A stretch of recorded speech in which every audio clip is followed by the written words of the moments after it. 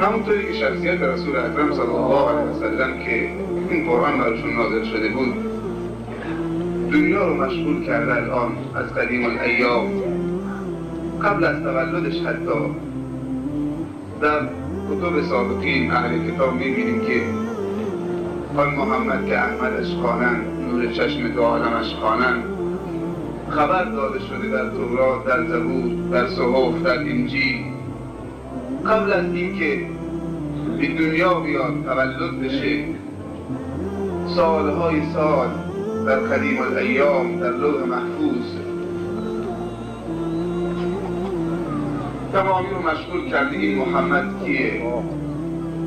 این کسی که به اسم حمد، محمد، احمد، محمود، حامد ستوده شده، در زمین و آسمان ستوده شده کیه؟ کی به دنیا میاد؟ چه کارهایی میکنه؟ همه صحبت از محمده، در تورات و در انجیل و زبور و صحف و بر زبان پیامبران و همش دارن بشارت میدن به ختم رسالت، ختم نبوت، ختم پیامبران، شخصیتی که جامع تمامی خصال خیر، خصال خوشبختی انسان، صفاتی که یک انسان کامل که به درجه کمال برسه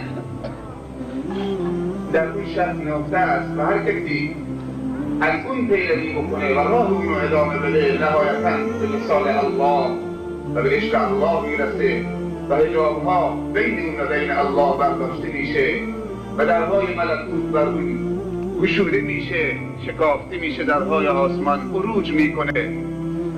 برای آدمی به جایی که به جز خدا نبیند بنگر تا چه حد است مقام آدمیت، مقام آدمیت، منزلت آدمیت. عزیزان من، حقیقتا همونطوری که اون شخصیت و نام اون شخصیت دنیا رو مشغول کرده بود، علما رو مشغول کرده بود، خواب از شیاطین گرفته بود قبل از تولدش، همینطور کتابی که بر قلب پاک و طاهر که از اون دیگه پاکتر نداریم، قلبی لایقتر نداشتیم عزیزان در بین این همه قلوب که انتخاب بشه و این کتاب آسمانی و این دستور خداوندی و این کتاب جامع و شامل و این کتاب سعادت و خوشبختی بر این قلب نازل بشه. تنها قلب محمد مصطفی صلی الله علیه و سلم بود عزیزان من. و همونطوری که اون شخصیت همه رو مشغول کرده بود، همینطور کتابی که بر قلب اون شخصیت نازل شده دانشمندا و دنیا و مور و ملخ و تمامی مخلوقات خداوند مشغول کرده. همه دارن دستاشون رو دراز میکنن به سوی این سفره‌ای که حقیقتا توسط اون حضرت صلی الله علیه وسلم گشوده شد و پهن شد در این کره ارضی و همه دارن برای استفاده از این سفره دستاشون رو فرو میبرن بر این سفره. القرآن معذوبة الله علی الارض، حقیقتا همه رو مشغول کرده. قرآن چیه؟ و هیچ کسی تا به حال جرأت نکرده بگه قرآن کتاب منه.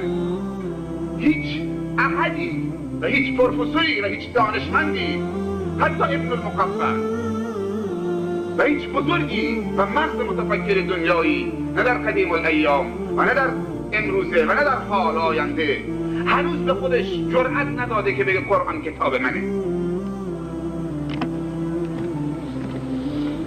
این کلامه دلالت بر متکلم میده، کلام به این عظمت و بزرگی و به این هیبت جلال. إنا عرضنا الأمانة على السماوات والأرض والجبال فأبين أن يحملنها وأشفقن منها فحملها الإنسان. هیچ احدی جرأت نداره اون نسبت به خودش بده. این کلام دلالت بر ذات متکلم الله ذوالجلال والهیبت میده. این کلام اینه که لحظه بر قلب انسان میندازه، شرایط انسان رو به لحظه در میاره. با روح و روان و اعصاب انسان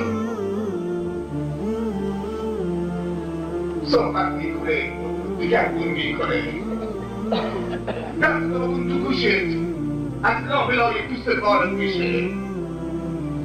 هر کاری بکنی نهایتا این صوت باید به درونت برسه و رسیده، خصوصا امروز هیچ کسی امروز معذور نیست